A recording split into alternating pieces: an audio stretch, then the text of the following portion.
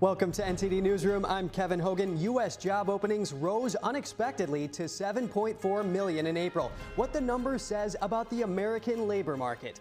The Trump administration is fighting another legal battle over tariffs, and trade tensions with China rise over critical mineral exports. Trump is doubling down on his One Big Beautiful bill as senators begin making changes to it, and critics are speaking out against it. Constellation Energy has accepted a friend request from Meta. The social media giant is teaming up with the nuclear energy provider to power the rise of AI. A reported attack on a bridge connecting Russia to the Crimean Peninsula. Ukraine says it detonated thousands of pounds of explosives. What we know so far.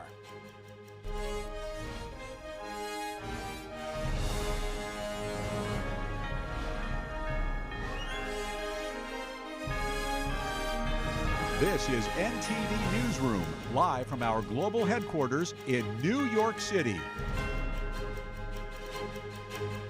Good news for the economy. U.S. job openings rose unexpectedly in April, showing the labor market remains resilient. The Bureau of Labor Statistics said there were an estimated 7.4 million job openings at the end of April. That's up from 7.2 million in March. Economists were expecting a drop in openings for a third month in a row. This now signals a potential undercurrent of the strength in the labor market despite broader economic uncertainty.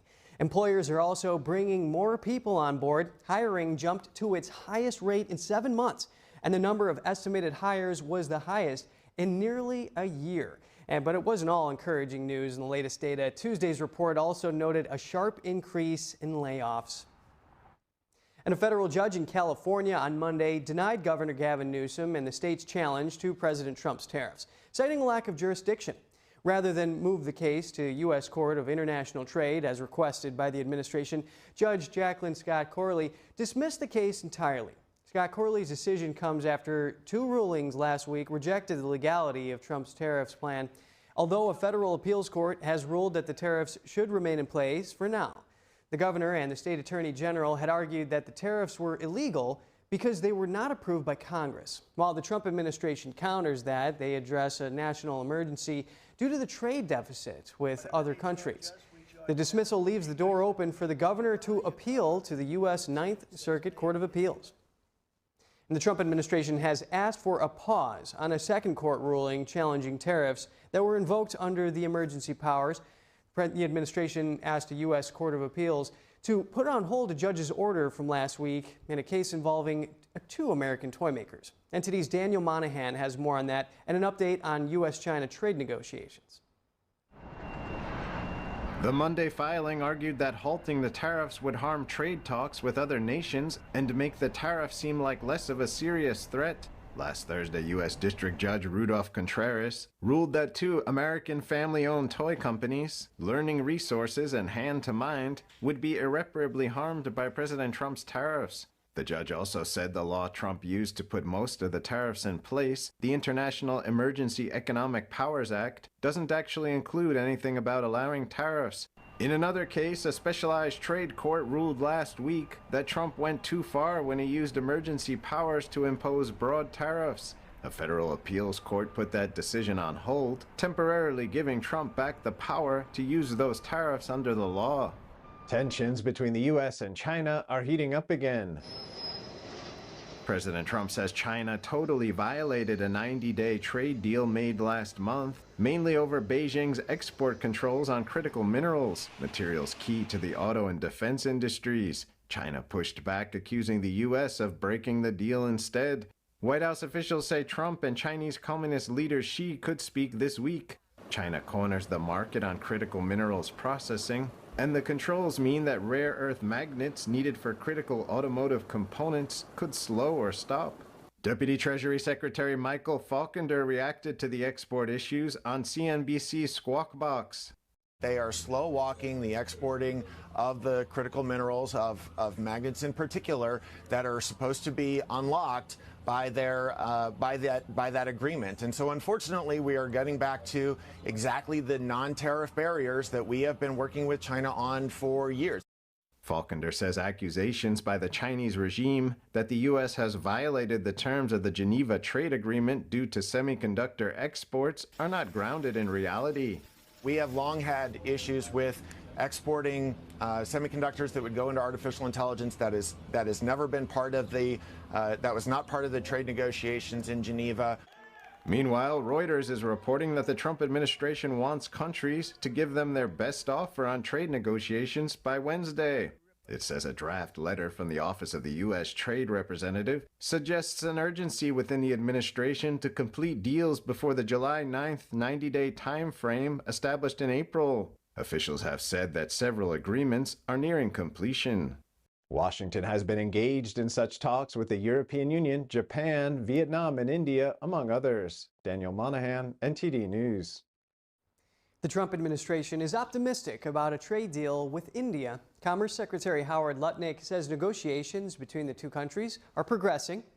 I think to be in a very, very good place, and you should expect a deal between the United States and India in the not too distant future, because I think we found a place that really works for both countries. A U.S. trade delegation is scheduled to visit New Delhi on Thursday and Friday for further discussions. Lutnick said Washington is seeking lower tariffs, especially on agricultural products. The U.S. also seeks greater market access for U.S. firms and increased purchases of defense equipment. Washington is working to reduce the U.S. trade deficit with India. In return, Lutnick said the U.S. is prepared to expand access to Indian exports. Taiwan is talking with the U.S. on tariffs. Taiwanese officials said Taiwan and the United States have continued to communicate closely on negotiations, but did not give more information at this point. The Trump administration wants countries to provide their best offer on trade negotiations by Wednesday. Taiwan was hit with a 32% tariff before President Trump paused it for 90 days. Taiwan's government said in early May that it had concluded its first round of substantive tariff talks with the United States, describing the atmosphere as frank and cordial. And more news on tariff negotiations. British Trade Minister Jonathan Reynolds is meeting with U.S. Trade Representative Jameson Greer in Paris today. The two will discuss how to implement a signed trade deal after Trump announced a 50% tariff on imported steel. Prime Minister Starmer and President Trump agreed to cut tariffs on British cars and steel, but a delay in implementing the agreement means tariffs may rise before they fall. Starmer's spokesperson said the deal would eliminate tariffs on most steel products exported to the United States, regardless of the 50% tariff announced by Trump.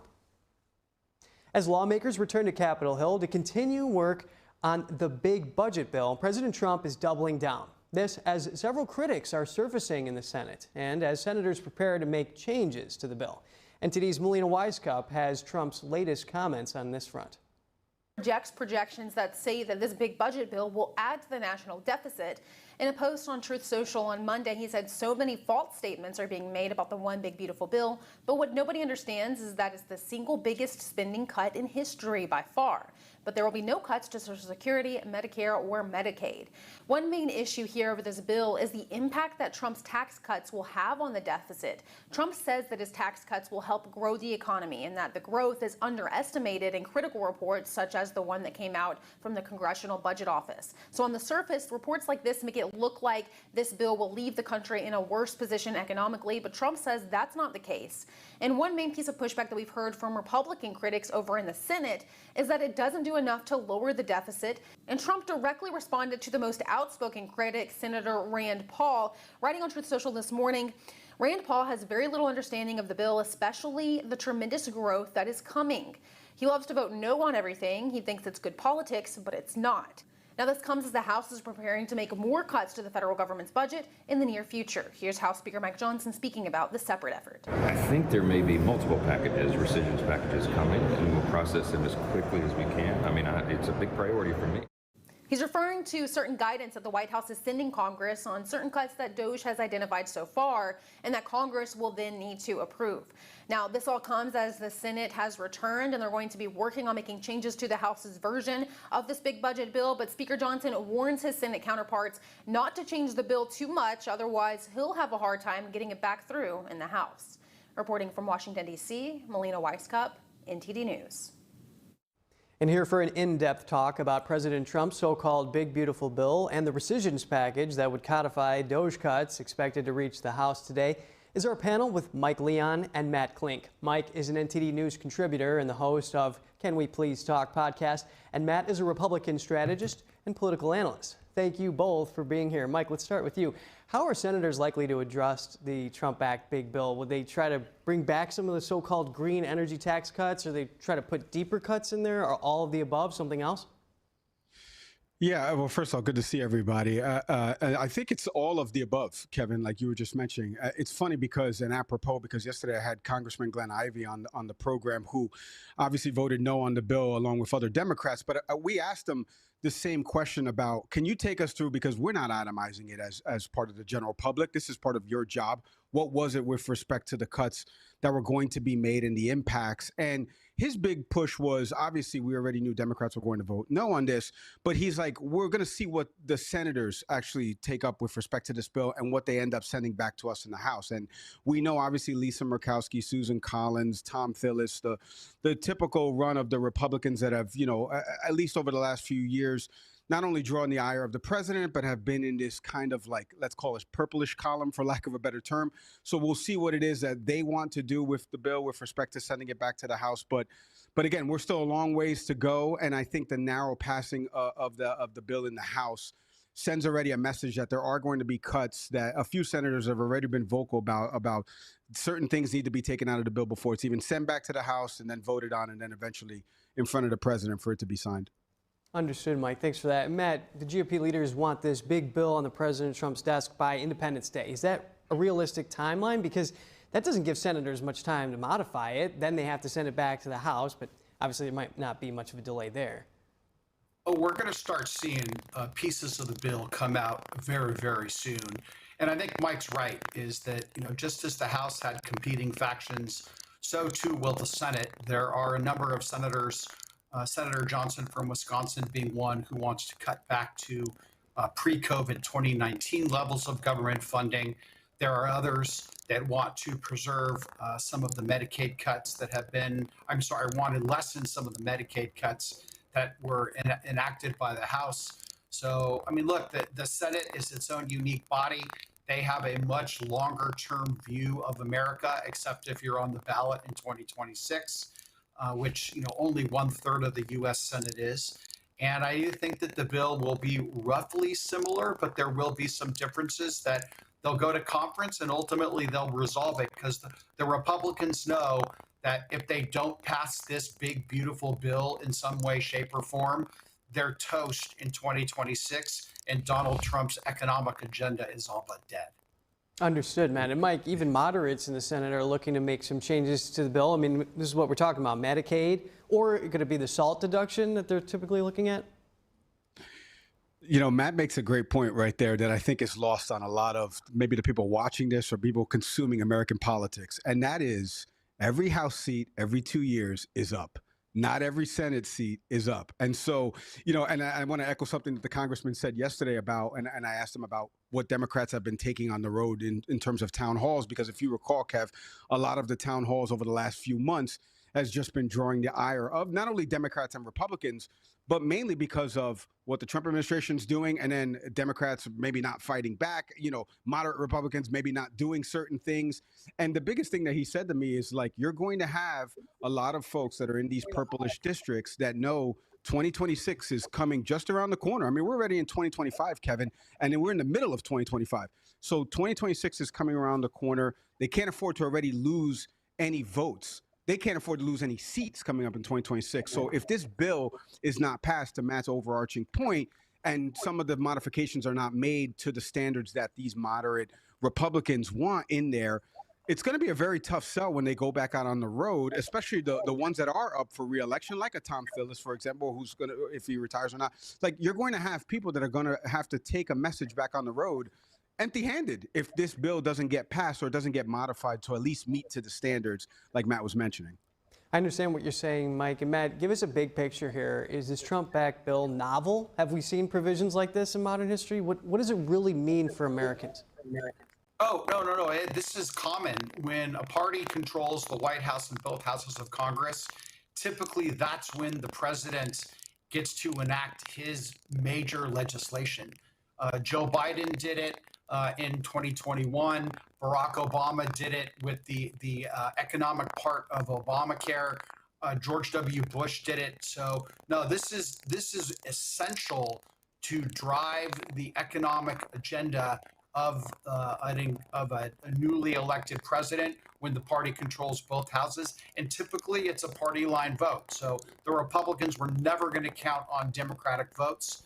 And it's just going to be, they've got to come to their own agreement.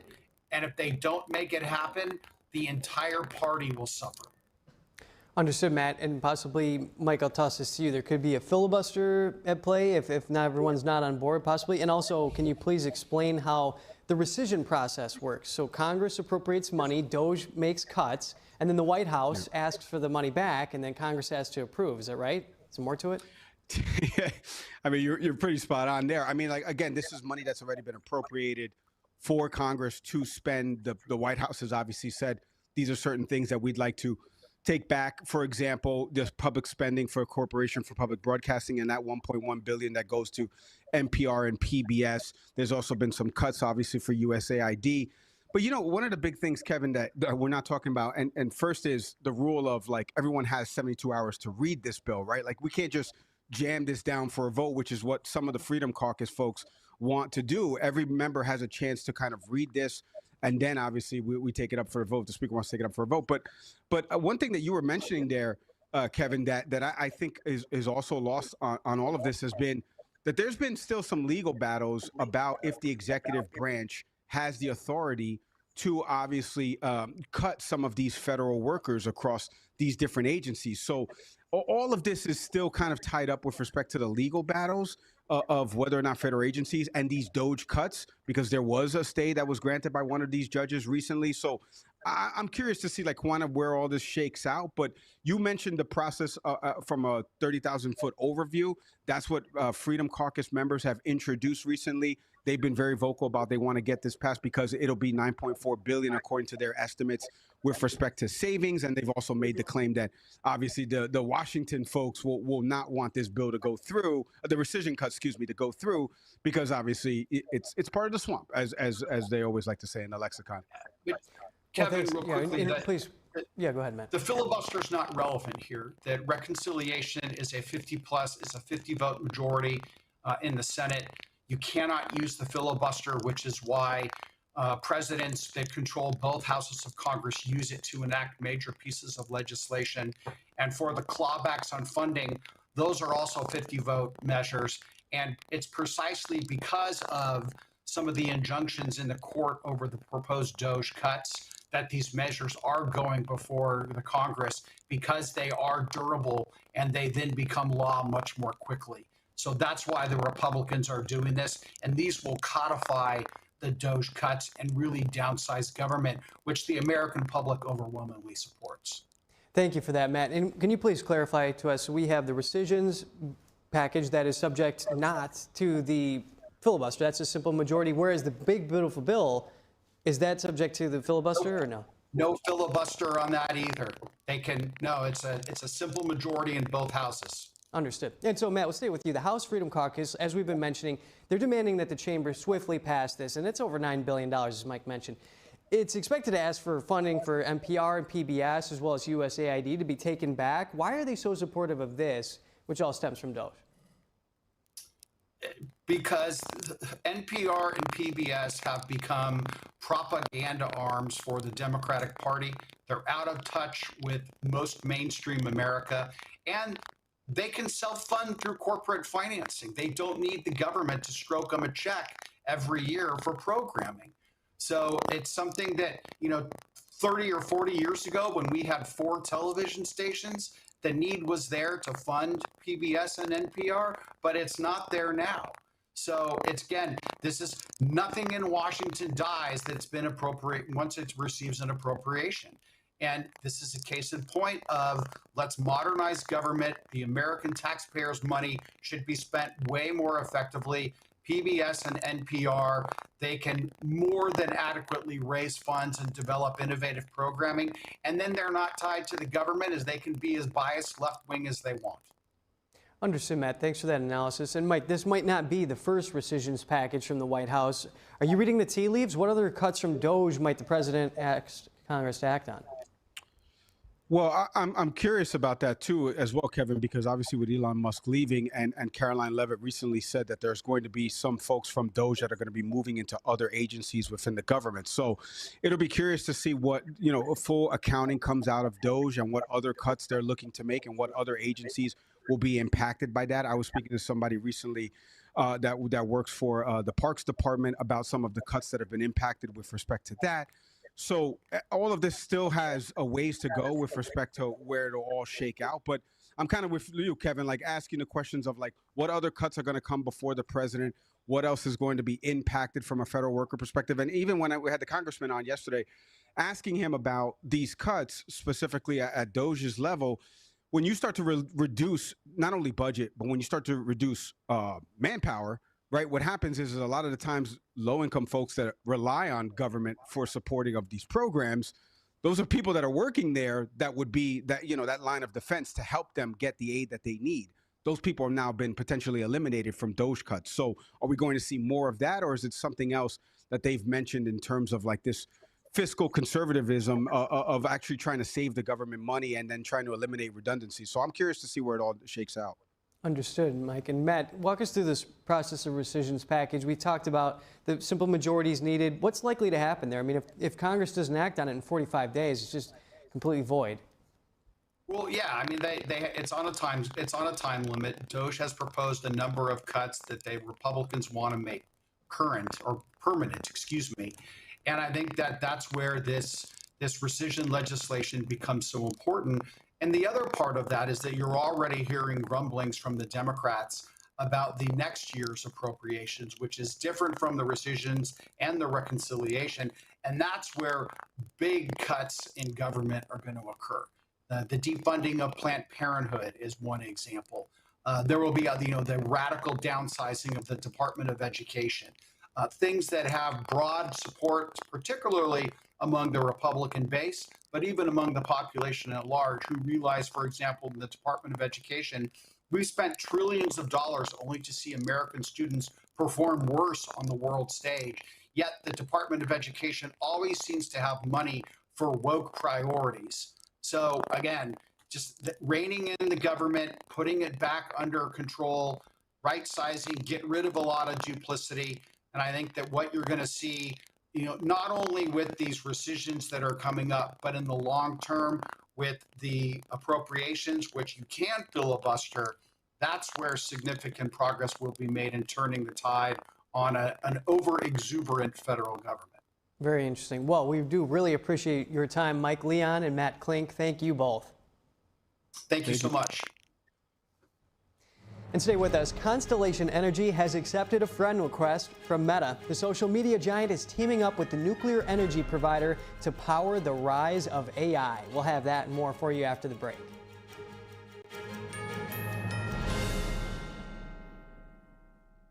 Stay tuned to get a free month of home warranty protection. Tired of searching for contractors when your home appliances and systems break down, only to leave you stuck with a huge repair bill and shoddy repairs? Plumbing, heating, air conditioning, and appliance breakdowns could cost thousands.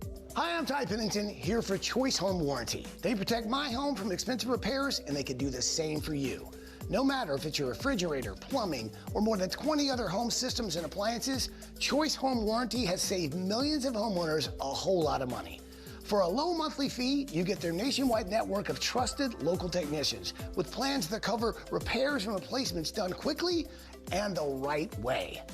I would recommend anyone who is listening to this to call Choice Home Warranty up. It eliminates anxiety, frustration, and it saves you money. Don't let an appliance or home system break the bank, leaving you stressed. Call Choice Home Warranty before that happens and get your first month free. Plus, call in the next 5 minutes and we'll give you free limited roof leak coverage. That's a $70 value, free. Just call now. No more headaches searching for technicians. No more budget-breaking chaos. Just a peace of mind of having Choice Home Warranty at your service. I trust Choice Home Warranty with my home, and you should too. Year after year, Choice Home Warranty is recognized as the nation's top home warranty and has thousands of 5-star reviews from real homeowners. Experience real budget protection and call Choice Home Warranty now. Stop throwing money down the toilet chasing contractors. Call Choice Home Warranty now and save big with their special offer of your first month free and free limited roof coverage. Don't wait another minute. Call now. Call Choice Home Warranty for your free personalized quote and to get your first month free. Call in the next 5 minutes, and as our special offer, you'll receive free limited roof coverage. That's over $100 in savings. This offer won't last long. Call now to lock in your rate and save big. Call 800-216-9114, 800-216-9114. To celebrate our newest launch, Rev 7, I'm bringing you an amazing introductory offer, plus an exclusive overstock sale that you're not going to want to miss. Rev 7 is our premium energy drink that tastes great and gives you energy all day with no jitters and no crashes. That's because there's no sugar and no caffeine. I'm so sure you're going to love Rev 7 that for a limited time you can try our 3-pack absolutely free. Or check out our Percale bed sheets. I can't believe I'm even going to say this. Every color, every style, every size, only $29.88. So go to mypillow.com or call the number on your screen. Use your promo code to save 20% on our Rev 7 12-packs or try our introductory 3-pack absolutely free. And our Percale bed sheets, all sizes, only $29.88, even the queens and kings. Inventory is extremely limited, so order now. It's good to have you back with us. A federal judge has paused the Homeland Security Department's effort to end tens of thousands of TSA union contracts. That's the Transportation Security Administration. A U.S. district judge in Seattle issued a preliminary injunction yesterday. The ruling comes after Homeland Security terminated union contracts with the American Federation of Government Employees in March. The judge said the justification DHS offered for ending the contracts was threadbare and exposed the retaliatory nature of the decision. The judge also ordered DHS to notify union officers that the contract and rights are in effect, including the right to have union dues deducted from their pay. The DHS recently said it was ending the union collective bargaining agreement, saying the pact was constraining the TSA's mission to keep Americans safe while traveling. The agency also said that nearly 200 TSA officers work full-time on union matters, even though they're paid by the government. And a major push is underway to ramp up oil and gas production in Alaska. The Trump administration officials are in the state this week, outlining a plan they say will restore American energy independence. Here's more on that story. President Trump is turning his focus to Alaska's vast reserves of oil and gas. The goal to double the flow of oil through the state's vast pipeline system and build a massive natural gas project to match. Energy Secretary Chris Wright made the announcement at Prudhoe Bay, a cold and windswept hub of oil activity near the Arctic Ocean, joined by Interior Secretary Doug Burgum and EPA Administrator Lee Zeldin. Wright stood before a group of pipeline workers and officials, calling for what he described as freeing Alaska from limits on development. The oil is here. The discoveries are here. If we free Alaska and the people here, we're going to more than double the oil flow through the pipeline and build the big, beautiful twin, the natural gas pipeline from the North Slope. The visit underscores Trump's broader energy agenda to roll back regulations and revive long-stalled projects in Alaska. The Biden-era rule at the heart of the rollback has shut off millions of acres to drilling and development in Alaska's National Petroleum Reserve. Trump officials argue it choked off access to key domestic resources and threatened the nation's energy security. Now the administration says it's restoring the balance. The Trans-Alaska Pipeline has long been the state's economic lifeline, but its output, once 2 million barrels a day, has steadily declined. Today, it's less than a quarter of that. Now, with White House support, state leaders hope to reverse that trend. And at town halls in rural Alaska, Trump's energy plan is drawing cheers from some Native communities who say they were ignored by the previous administration. The president of Voice, a nonprofit that aims to create a unified voice for the indigenous communities of North Slope, said Monday too often federal decisions are made without the engagement of the people these decisions will affect the most. Interior Secretary Doug Burgum told Fox News the people who live here know the advantages of this project. And these folks up here, they care about the land, they care about the wildlife, they care about their communities. They know that this development can be done safely and smartly here. The Trump administration isn't just pushing to pump more oil, it's also looking to sell more of it overseas. Officials say Alaska's North Slope could become a key hub for exports, with energy-rich partnerships aimed at countries like Japan and South Korea. But environmentalists have criticized the planned rollback of restrictions. Eric Graff, an attorney with the organization Earth Justice, called the Trump administration's intense focus on oil and gas troubling, particularly in a state experiencing the real-time impacts of climate change. Former California governor and actor Arnold Schwarzenegger told environmentalists to stop whining about the approach of President Trump's administration. He said today he keeps hearing many environmentalists questioning the value of fighting for a clean environment under a government that denies climate change. Schwarzenegger told the Austrian World Summit that his response is to stop whining and get to work. They said to Mrs. Arnold, what is the point of fighting for a clean environment when the government of the United States says climate change is a hoax and coal and oil is the future? When the politicians in Washington don't care.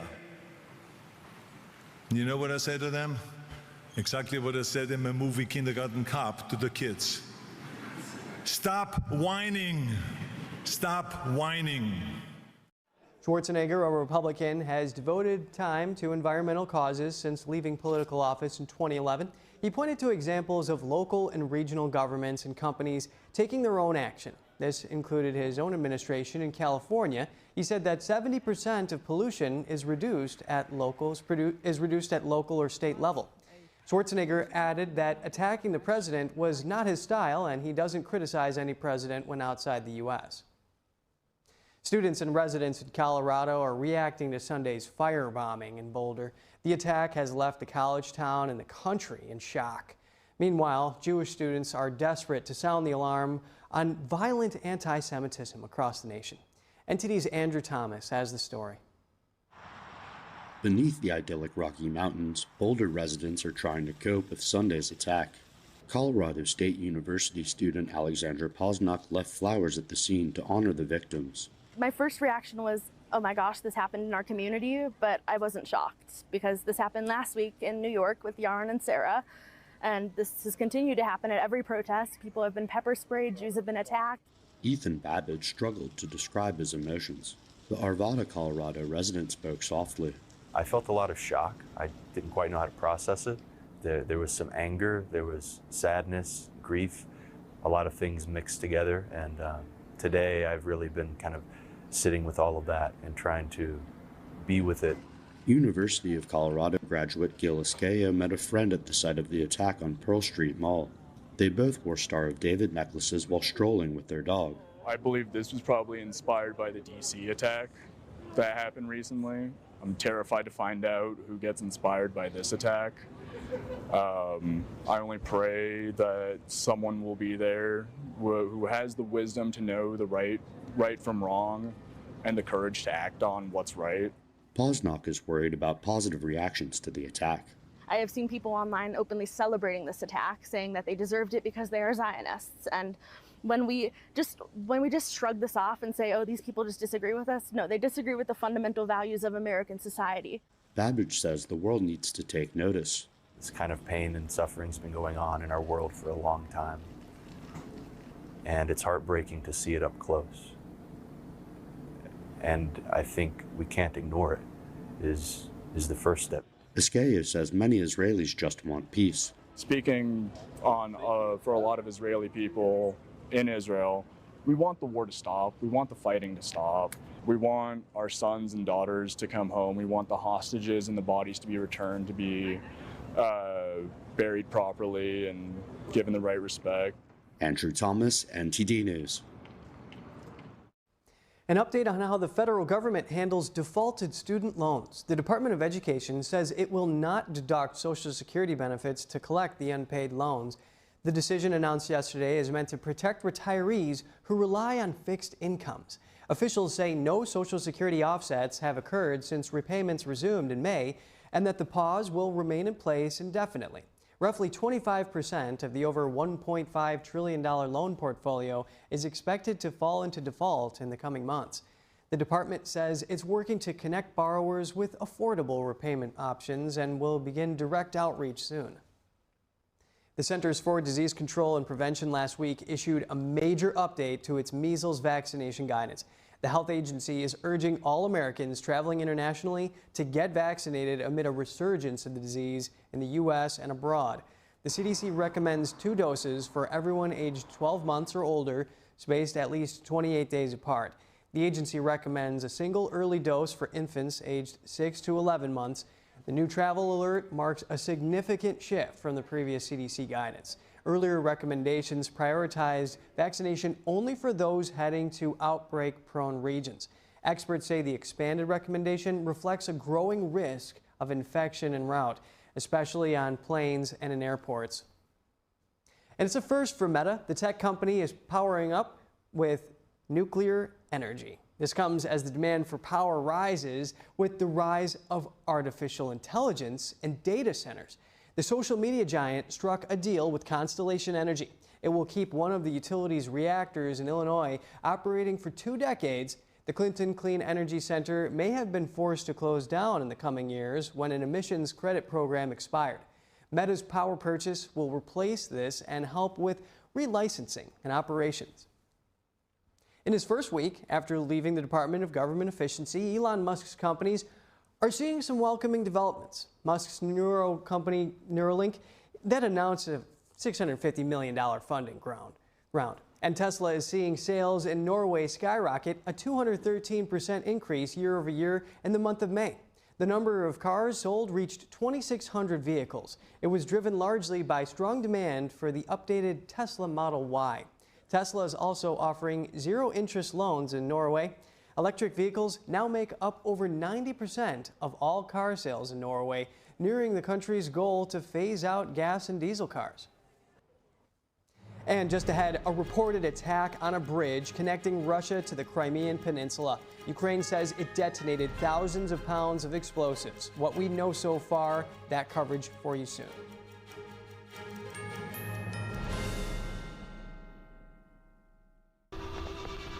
Being a cowboy, I don't know anything different from when I was 3 or 4 years old. I did tough things. I thought everybody needed to do tough things, and if you didn't, I didn't have time for it. I had a very successful career at a very young age, and life was fast. I was preparing physically. I wasn't doing anything mentally on the inside. And then I got hurt. I wanted to be better as a person, and I really dug into mental health. I start my day with 20-minute workouts. I live life 8 seconds at a time. Horses are so therapeutic. They know what you're feeling. When you're nervous, they're nervous. You won't say it back, but we're pals. I take a lot of responsibility in taking care of my kids, my family, and being there for them. You're gonna have tough days. Everybody does. Find a place to stop and just breathe. Love your mind.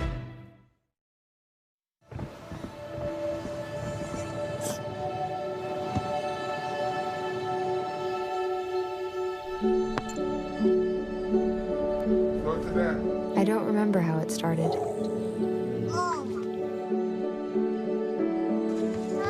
Our back and forth. Victory. Fumble. Repeat. It always came back.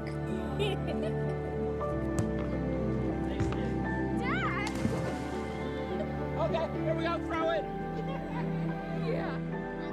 You probably don't remember what you told me. That was perfect. But I heard every word. Nice.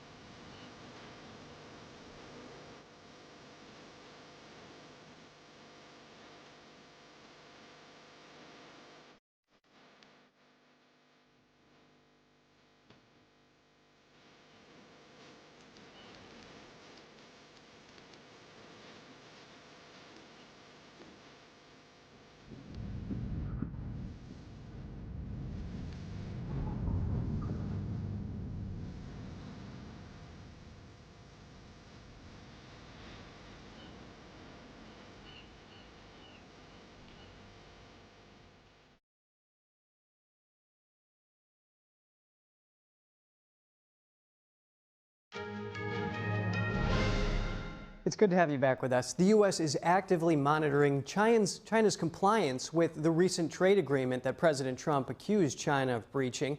The White House says President Trump will be soon speaking with China's Xi Jinping. And joining us now live is NTD's White House correspondent, Iris Tao. Good afternoon, Iris. What's the latest you're hearing from the White House on tariffs?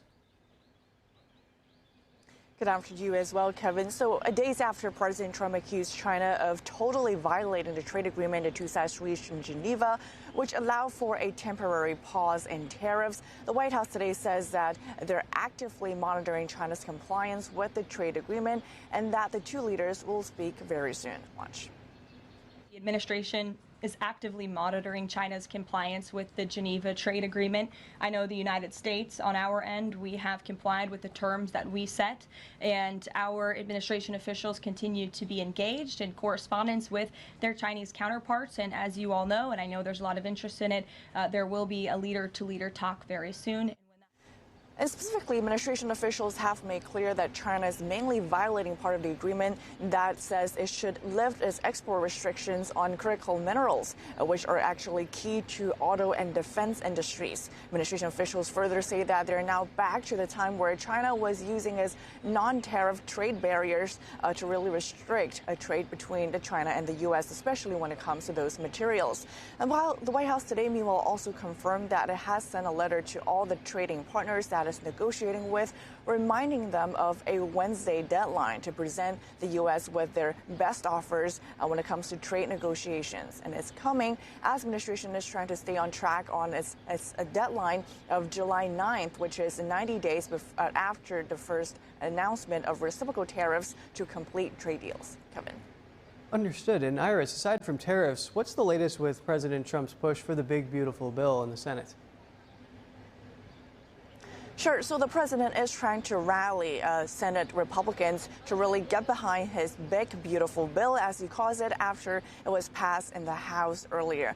Meanwhile, Elon Musk, who recently just left his role in the government at Doge as scheduled, just today ramped up his criticism of the bill, saying that, quote, cannot stand it anymore, adding that, quote, it will massively increase the already gigantic budget deficit and that Congress is making America bankrupt. The White House, while acknowledging that Musk and President Trump do hold disagreements when it comes to the bill, stopped short of criticizing Musk directly. Watch. Look, the president already knows where Elon Musk stood on this bill. It doesn't change the president's opinion. This is one big, beautiful bill, and he's sticking to it. And while the administration maintains a friendly tone toward Musk, President Trump this morning sharply criticized Senator Rand Paul, who's among a few Republicans in the Senate who are against the bill, saying that it's asking for too much money and is raising the debt limit. President Trump and the White House will maintain the stance that the big, beautiful bill will first cut taxes for Americans, also boost funding for border security and deportations, as well as roll back on programs when it comes to clean energy. Back to you. Thank you for that update, Iris. And there are new reports of two significant attacks by Ukraine this morning. One of them is an explosion at a bridge connecting Russia to the Crimean Peninsula. That's as hundreds of thousands across southern Ukraine reportedly lost power amid a separate attack. NTD's international correspondent Arian Pastar has the latest. Ukraine's security service posted this video saying it shows an explosion at a bridge connecting Crimea to Russia. Ukraine says it used over 2,400 pounds of explosives. They were detonated early Tuesday, damaging underwater pillars. The rail and road bridge is a key supply route for Russian forces in Ukraine. Kiev says it was the third Ukrainian strike on the bridge since the start of the conflict. The country's security service also says that the bridge is now effectively in an emergency condition. It added that no civilians are reported dead or injured after the operation. It was not possible to independently confirm the claims. Moscow didn't comment on this specific attack, but a spokesman says that a peace settlement might take more time. The topic of settlement is incredibly complex. It has a lot of nuances. It would not be correct to expect some immediate decision of breakthrough. But the work is in progress. And Russian officials say at least 700,000 people in southern Ukraine are without power on Tuesday. This affects 2 Ukrainian regions currently controlled by Russia. This comes after Ukrainian drone attacks and shelling reportedly knocked out electricity substations. The attack appears to be one of the largest of its kind on Russian-held territory since the conflict began. There was no immediate comment from Ukraine. Arian Pastar, NTD News. Secretary of State Marco Rubio recently announced a visa ban targeting foreign officials who censor Americans. Analysts say it could challenge EU policies regarding digital content published on social media such as X or Facebook. NTD's international correspondent David Vives reports from Paris. Secretary of State Marco Rubio last week announced a new visa restriction policy targeting foreign nationals who censor Americans. He said it's unacceptable to demand that American tech platforms adopt global content moderation policies or engage in censorship reaching into the United States. According to some policy analysts, Rubio's emphasis on protecting Americans' rights could directly challenge EU officials and their policies, even within their own legal frameworks.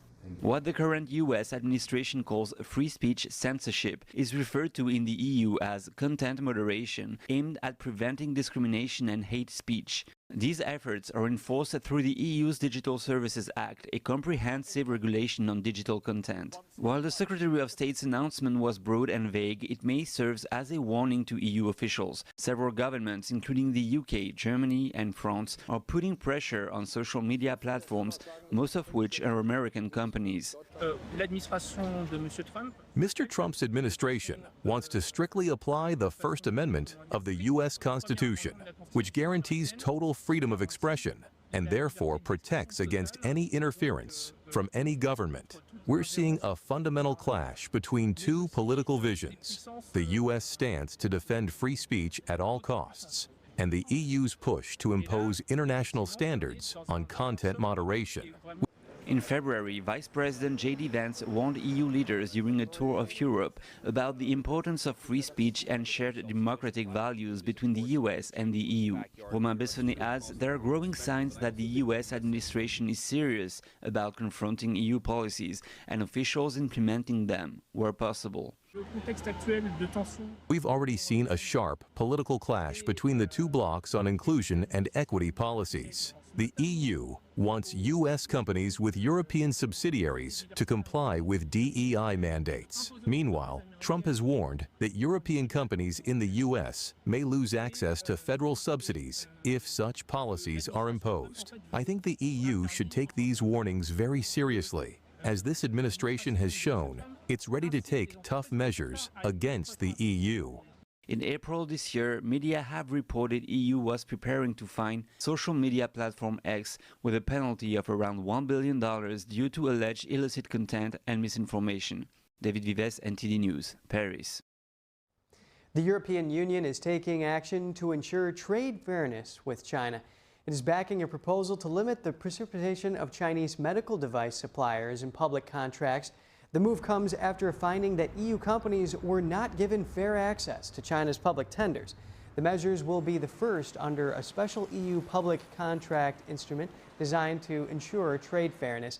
It allows excluding Chinese bidders from larger public tenders or attaching a penalty score to their bids for 5 years to tackle discrimination. The EU Commission has previously said it found clear evidence of unfair tender conditions in China that favored domestic suppliers. Environmental activists removed a wax statue of French President Emmanuel Macron from the Grévin Museum in Paris yesterday. A Greenpeace spokesperson said the activists had entered the museum as regular visitors and went to the room displaying Macron's wax statue. They quickly took the statue and exited the building where other activists were waiting with a car. They put it in the front of the Russian embassy to protest against French business ties with Russia and lack of climate action. Greenpeace said Macron should not be exhibited in a major cultural institution until he ends French contracts with Russia and leads stronger environmental action in Europe. Dutch Prime Minister Dick Schoof said today that he would step down. This comes several hours after Conservative leader Geert Wilders quit the right-wing coalition. Prime Minister Schoof will submit his cabinet's resignation to the king later today. Wilders was the leader of the largest government party. He said his party was pulling out because the other three coalition partners were not willing to support his ideas on asylum and immigration. They had not backed the stricter policies he had pushed for. Ministers from Wilders' party will leave the cabinet. The remaining ministers will continue for now in a caretaker government. The other parties in the coalition now have the option to try and proceed as a minority government. Any election will likely not be held before October. South Korea will soon have a new leader. Liberal candidate Lee Jae-myung is forecast to win the country's snap presidential election. A joint exit poll showed Lee with nearly 52% to conservative candidate Kim Moon-soo's roughly 39%. The election comes 2 months after conservative President Yoon Suk-yeol was removed from office over his short-lived martial law declaration. Pre-election surveys also suggested Lee appeared headed for an easy win. Kim has struggled to win over moderate swing voters. His People Power Party is still feuding over how to view Yoon's actions. The past 6 months saw large crowds of people rallying in the streets to either denounce or support Yoon. The winning candidate will immediately be sworn in as president on Wednesday for a 5-year term without the usual 2-month transition period. And coming up, NHL's Stanley Pup is back. Meet the 32 rescue dogs competing for the leader of the pack. We'll have that for you after this break.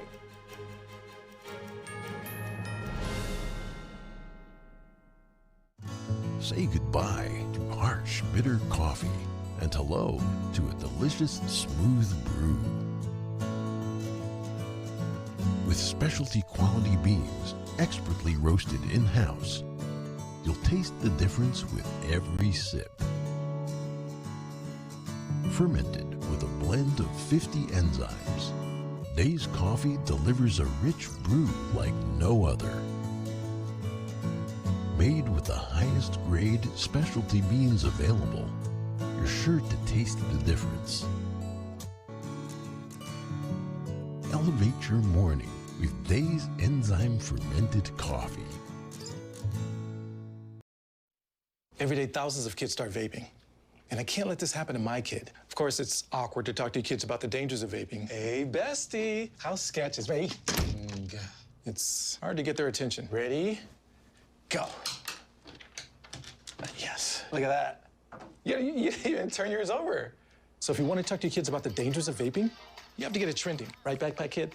Let's do it. First, invite your kid to do the vape talk. Let's try this.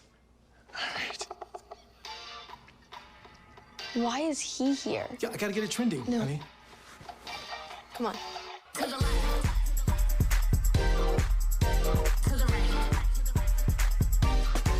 Let's go.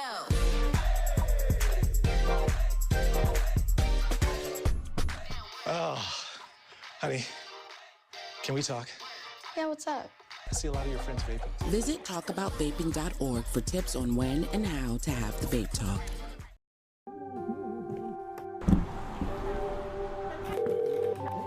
The 911, where's your emergency?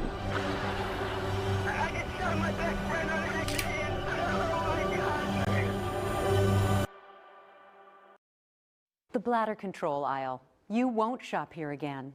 Your private business is your own. The constant struggle is over. Now there's a better way. It's HDIS.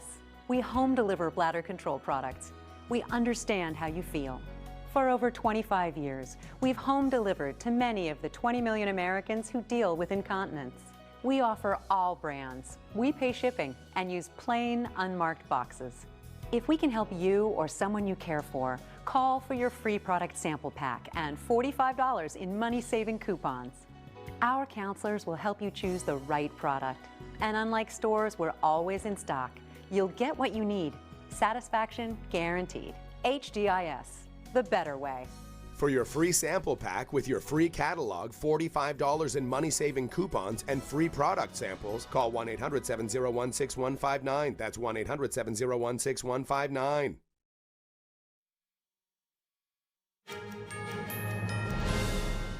Good to have you back. President Trump has granted full pardons to 2 shark divers. They were convicted of theft in 2022 after freeing sharks from a fishing line off Florida's coast.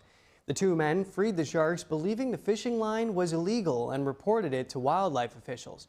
Federal prosecutors charged them after finding the line belonged to a fisherman licensed by the National Oceanic and Atmospheric Administration. Their convictions included probation, community service, fines, and restrictions on voting and gun ownership. Lawyers for the two men praised the pardons, saying justice has finally prevailed. Pro hockey fans already know the Stanley Cup final begins this week as Florida Panthers take on the Edmonton Oilers, but animal lovers may want to also gear up for the Stanley Pup. The event will air before Game 2. It's played Friday. Current and former NHL players will introduce 32 adorable rescue dogs, each representing an NHL team. The pups will compete to show off their canine skills on ice. There will even be play-by-play commentary. All the dogs will be available for adoption in their cities. The 2025 Stanley Pup airs on True TV on Friday at 5:30 p.m. Eastern Time. It's also on Sportsnet in Canada and the NHL Network at later times.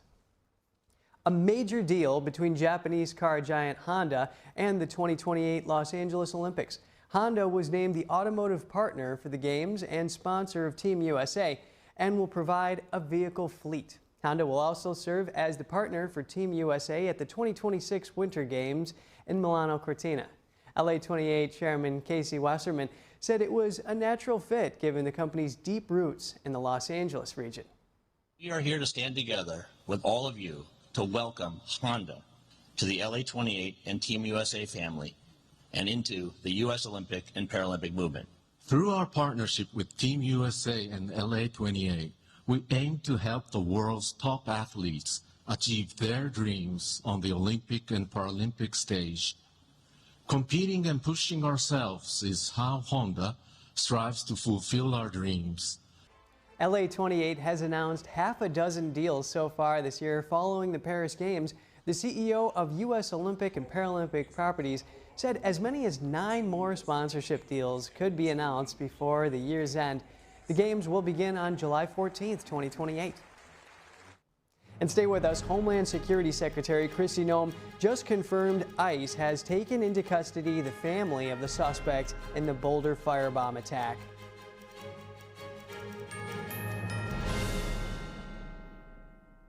Shenyun Creations, the streaming platform from Shenyun, featuring world-class dance, past programs, and all original music.